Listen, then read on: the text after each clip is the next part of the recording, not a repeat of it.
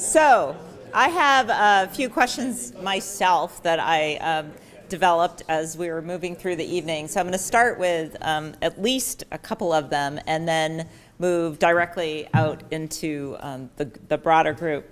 And one question that I have for our two Seafood Watch representatives is, what is the weakest link in this theory of change and why? And what are you doing to address that? Oh, my talking stick? Yeah. Okay. Talking stick. Weakest link right now would probably be the consumers going in and recognizing the companies that are doing the right thing.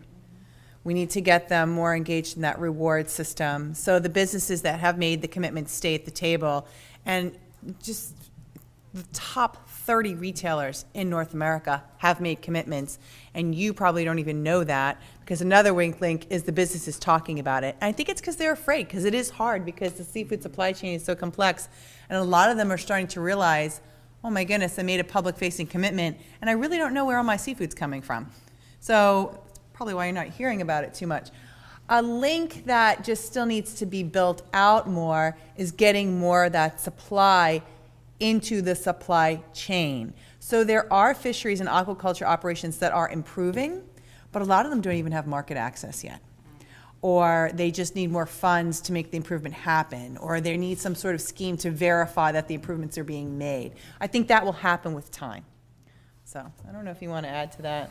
Yeah, I think just the other thing would be traceability is a huge issue. And you look at sort of the safety and quality movement in food and how that kind of progressed and systems were built. And I think in traceability, it's just a big area where we know that there needs to be improvements. And it's one of those things where you need a global model, because no business wants to jump out first and then be told by someone that it has to be done a different way. So I think traceability, we got some work to do as well. And traceability is basically the ability to trace back to the source where the fish came from, be it wild or farm raised. So this is really fun, because I have always been kind of nominated as the most obnoxious member of my family, and certainly when I'm out with Johan, because I am that, super embarrassing consumer that engages the waiter or is at Whole Foods and before they committed to the, yeah, who was like, now I have an issue with this particular fishery, and I'm like speaking really loud to everyone who can hear me around, or walking into Tiffany's and saying, this is an awesome company because you have committed to sustainable, harvesting of metals, and talking to the clerk and saying, do you know this about your own company? And oh my God, sweat starts to form with other people and they don't like it. Okay, the other question that I have, and it's not so much, it relates more to the graphic that Graham, you had, which was you had all this really complex logic model and theory of change with change on the water over here. So the question that I want to ask you is, what metrics are each of you using to ascertain whether or not you're achieving that sustainable outcome? All of you use the word sustainability, and you talk about change on the water. And so what metrics are you using to figure out whether you are a probable cause of positive change in the ocean? A lot of it comes, sorry. That was a legal term I threw in there, but you didn't get the idea. Probable cause. Yeah. A lot of the commitments that we're encouraging businesses to make are linked directly to a Seafood Watch yellow or green, or an MSC eco-certified, or any of those schemes. So the more businesses that we have engaged in actually saying that they are making that commitment and will only buy from those sources, we can actually track back and see how many fisheries are now responding and entering the system. There is no real direct cause that we can link back and say, we are the reason. But when we see the number of fisheries going to the MSC saying, can I get assessed, or coming to Seafood Watch and say, can you rate us? And we kind of compare that to how many companies have that commitment. That's what we're tracking. I don't know if you want to add anything else to that. Yeah, it's a challenge. I think the other thing that's really important there is not every fishery is even ready for that. So the other thing we're tracking is how many fisheries are getting engaged in these improvement projects. And that is a more direct link. So let's just give an example out there. Let's say, I'll give a very local example, not to here, but in Maryland. Bon Appetit is one of the food service companies. They're managing the cafeterias of a bunch of universities. Stanford included. But in Maryland, they wanted to source from the local yellow perch fishery. So they got together with the Department of Natural Resources, the Maryland Department of Natural Resources, and they're hiring a contractor to use our methodology to assess the sustainability of that fishery. And where there are going to be deficits, they're going to maybe fund and work on where those improvements can be made. So these are examples of where fisheries are partnering with businesses to assess the sustainability of their fishery or fish farming operation. And then we have that metric as to how they're performing. And it's something that we can really directly track because it was the company that actually made that happen. It's a much more direct relationship. And How are you measuring, the positive outcomes that you're looking for? So with that grant that we got through the National Fish and Wildlife Foundation and are exploring with the Center for Ocean Solutions, we're looking at just that. There are very simple metrics that we follow, though, and that's just membership. How many members do we have in this community that are part of the program that have those values? That's the very simple one that lets us know how we're doing. The other is how much fish are we keeping local? The assumption that we're making is that most of the fish is getting thrown into this very disjointed and complex seafood supply system. How much of that can we actually keep here in this area, in the Monterey Bay area? And so, we measure that in pounds, and that's a very simple metric. One of the things I learned through this investment experience and talking to those business folks, they're looking at impact and looking at, environmental and social change, was to find simple metrics, was to find the things that tell the story very clearly, that you don't need to have very complex science to show. But we are still looking, I think, at a more institutional level at the science. What is the economics that say that a fisherman's doing well because he's participating in this program? What are the cultural and social measures that we have? Those are incredibly difficult. Our government and most research institutions have an incredibly difficult time to track that.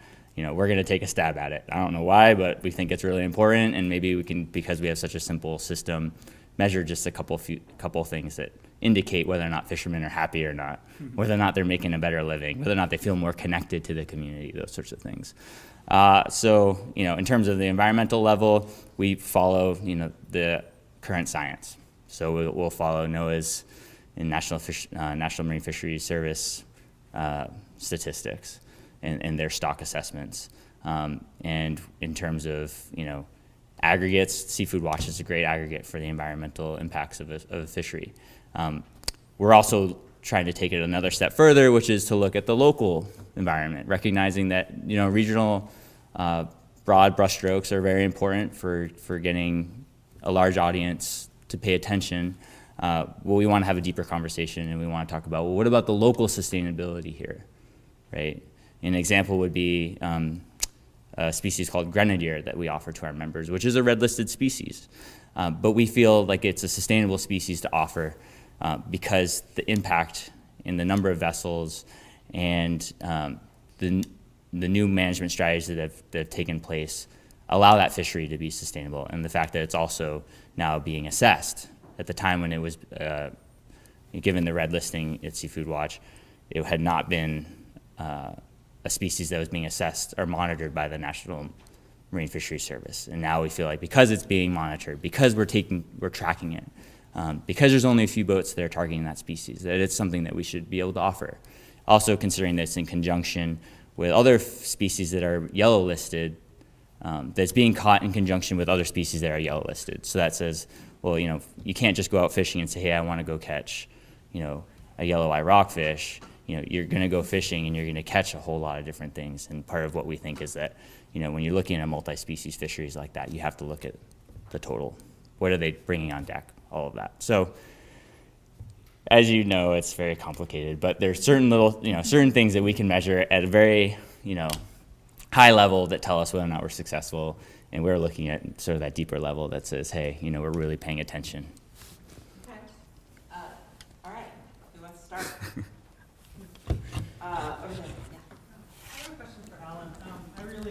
love what you've been doing. But I'm wondering, as a business and as a local business, you've made a link between local and sustainable. And obviously there are some endangered species in the area. There are some with bycatch issues. I'm wondering, how do you, trying to source this? I'm sure there's a limited amount of seafood available in Monterey Bay. How do you balance between those two goals, sustainable and local, if they conflict, and if you could give an example? No, that's a great question. And I think the first thing I want to say is that because we're local, it doesn't mean we're sustainable. So make that very clear. Just because it's local seafood doesn't make it sustainable seafood. So that doesn't mean that you all should be going out there and just finding local seafood and feeling good about it, right? It's more complicated than that, again. But for us, you're right. As a business, we have to make decisions that have trade-offs. And I think that's something that we don't talk about a lot in our society. It's something that I think is emerging. I worked with a Northwest Fishery Science Center up in Seattle, and that was something that we're focusing on with where we're doing ecosystem assessments. And the take home from these ecosystem assessments is that you can't have it all. You can't have, a huge, developed coastline, oil refineries. You can't have, unlimited fishing pressure, all those things. Everything has a trade-off. And so when we're talking about business and we're talking about those 3 photos that I had shown on the slide there, with the ecological, environmental, social, and economic components, there's trade-offs associated with that. And as a business, when we're talking about the bottom line, that's the only thing that keeps this thing, that keeps me in a job right now, and keeps this business in existence. And so we do have to make really tough decisions, right? And so let's see if I can come up with a good example.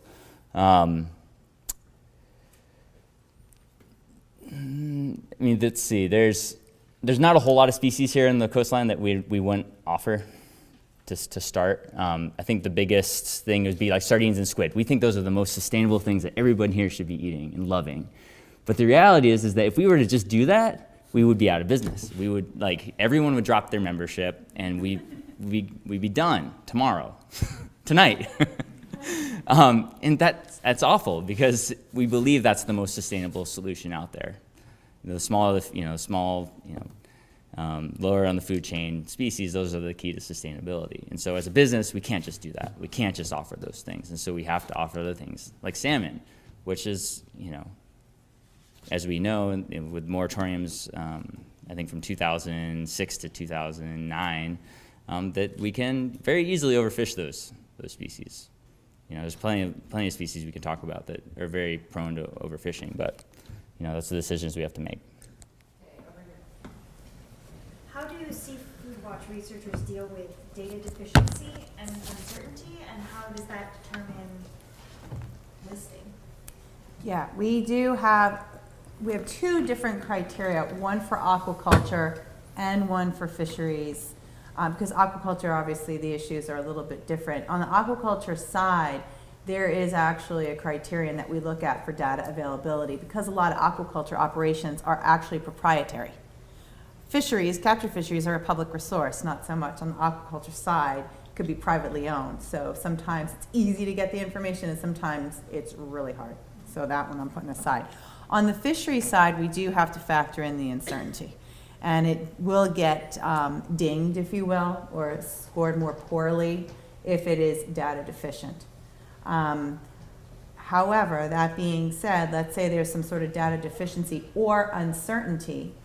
Are there some other conservation measures that are being initiated to mitigate for that? So, for example, if the stock assessment is being disputed, or there's not a lot of knowledge about the inherent vulnerability of the species, is management responding by being a little bit more precautionary in the total allowable catch?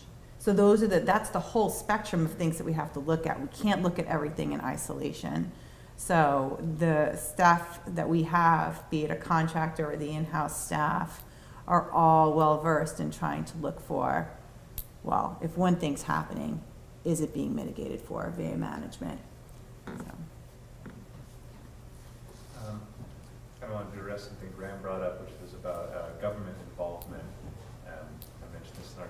tax cigarettes to help pay for health initiatives. We tax gasoline to help pay for road maintenance. Would something like a sin tax for perhaps red-listed fisheries to support sustainable fisheries research be a plausible option? I know in this political climate, probably on a national level, out, but you know, we got a supermajority, one party in California. I know they haven't been so great in the short term, but you know, we could do something like that. It's a good question. I think, in terms of the government actually doing that on a federal or state level, it's highly unlikely. But I think using, just the political climate and the nature of, sort of free capital, it's not likely to happen. But that said, economic incentives are critically important in supply chains. And so if you're a business that has a commitment to sourcing a specific type of fishery or, sustainable seafood, you don't want to cut off all of your suppliers instantly if they're if they're just kind of providing you something that doesn't meet those recommendations. So what a lot of businesses will do is you'll create sort of incentives over a time period so that they can continue to provide something to you, but they have to pay a tax or something into a pot to continue for an ocean conservation initiative.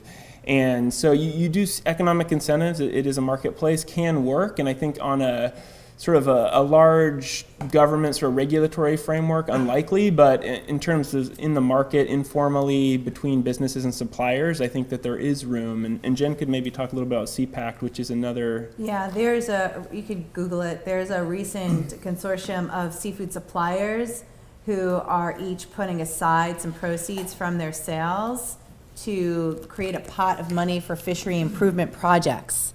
And Fishwise, which is a Santa Cruz-based organization, has actually helped manage that. So it's just another example of how it's not a tax per se, but they are taking proceeds from sales to create this fund. Santa Monica Seafood actually kind of started that model, and they are, even though it sounds like a local seafood supplier, they are a huge supplier to just about every big All of food our service partners, company yeah. and retailer out there. So. Exported wild fish catch, how much there is of that, and are these a different set of fishermen than the ones that are catching for the domestic market? For me? And being super valuable, the best kind of fish that's desired, that's really make it overseas. Yeah, absolutely. Yeah, so in that statistic, that 90%, right, it doesn't talk about exports. It doesn't talk about actually fish that gets exported and then comes right back. Right, market squid is a great example of something that gets caught here, gets processed in China, and comes right back.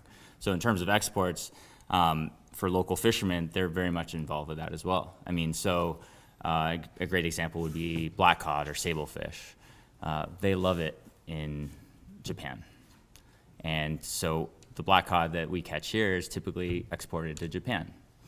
And they get a better price for it. Most of the consumers, in this part of the country wouldn't pay the amount of money that they pay out there. Same thing with herring roe. So we're actually now in herring season, and there's a herring fishery up in San Francisco. It's actually a pretty cool fishery, one of the last fisheries that takes place within a city jurisdiction, which is kind of neat. You can see it right off of Embarcadero. They'll be catching this herring because that's where they go lay their eggs. But that herring fishery is really supplying, again, a Japanese market. And they're actually buying all that herring, but they're not using the herring, they're using the roe. So they ship all that herring out there, they get the herring, they pull the roe out of there, and then they toss the herring. So they're not even eating the fish, they're just eating the roe. So what we're trying to get people to eat herring here, because it's a shame that we can send that whole fish out there and the fish gets wasted. So in terms of, it's all interconnected. There are guys that just do local fisheries. There's, most small scale guys, big buyers don't want to have anything to do with them because they're landing such low quantities of fish that it's not economically viable for them to serve them. So they typically supply markets, or they'll supply, their one grocery store, or their one restaurant. If you go down to Big Sur, it's a great example. There's, some small local scale fishermen that just service these little restaurants. So it's, as you get bigger into scale, of course, that's when you start getting more into the export business. Yes, right there, and then right down. I was wondering, in the Seafood Watch program, how do you decide on the criteria for sustainability? Because obviously there are many different dimensions and different aspects of in different fisheries? Sure. And then also, how did you get all the other organizations to agree to your? We bribed them. No, I'm just kidding. So all of our criteria are posted at seafoodwatch.org, both the fisheries and the aquaculture, and we do categorize them into the usual suspects of things that you would look at: bycatch, habitat, impacts of the fishery. For aquaculture, it would be effluent, chemical use, things like that. How we actually come up with the actual factors per criteria is a multi-stakeholder process. So we actually, every 4 years, and I'm going to say take the 5th year is when we actually publish the updated criteria, we pull together typically 100 stakeholders from academia, resource management, you name it, really, NGO community, and we go over industry, thank you, the latest and greatest in science. What are people saying about the tolerance of bycatch limits?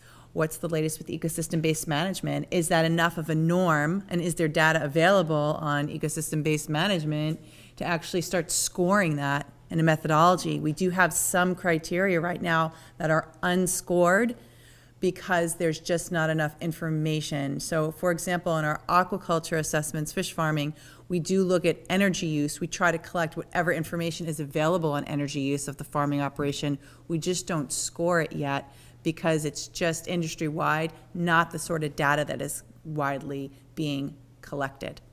And just by putting that in reports, we help to drum up enough interest that eventually we can start scoring it. For wild fisheries, we'll be doing the same for hatcheries in 2014, which will not be without controversy. And Seafood Watch historically is just not shying away from controversy, so keep your eyes open for that drama. So who is, this isn't what any of you do, but you might know something about it. It seems like it would make the sustainable seafood movement easier if sustainable seafood became economically sustainable, and that's probably one of the big issues is scale that Seafood Watch is addressing, and that's really inspiring. But who is helping fisheries become economically sustainable and ecologically sustainable so that it's not so hard to convince big businesses to transition? Do you want to take it or you want me to take it? Why don't you start it? I'll start. A lot of seafood. This will be our last question, by the way. A lot of seafood is that's on our green and yellow list is not actually very expensive. So that's something that we immediately talk about when we have meetings with major buyers. Tilapia, catfish, and now there's a lot of eco-certified farm shrimp. There's some salmon fisheries that could get eco-certified by some standards out there. So it's not always more expensive. However, the expectation by the fisheries going through eco-certification is that there will be a value add, and that's where we have a challenge with the system. They're expecting to get paid more money because they are investing more in gear modifications, extra research above and beyond resource managers to demonstrate their progress when we've got fisheries management entities that are underfunded. So that right now is a big challenge, to make sure that there is some sort of value add. Who's going to eat the cost? Right now, the squeeze is being felt right in the middle of that seafood supply chain. So the manufacturers are eating some of the cost, the distributors are eating some of the cost, and that means ultimately you're eating some of the cost. The good news is, if you believe in market research, and I know people have different opinions on this, this millennial generation is the first generation that will sincerely pay more for more environmentally responsible anything, products in general. And if that holds true, then this movement and movements like it can succeed. So that's where the market research is pointing us. So I'm just going to be cautiously optimistic there and hope that we won't have such an issue. But I really encourage you, look at the Seafood Watch list and look at Allen's prices. They are not that bad. And in some cases, they are cheaper than the farm product. And I guess I'll close on, it's a wild animal. Maybe you just need to pay a little bit more to make sure it's being taken care of so it's around in 20 years. That doesn't fly with everybody. But I just had to get that in there. So. That's a great way to end the conversation.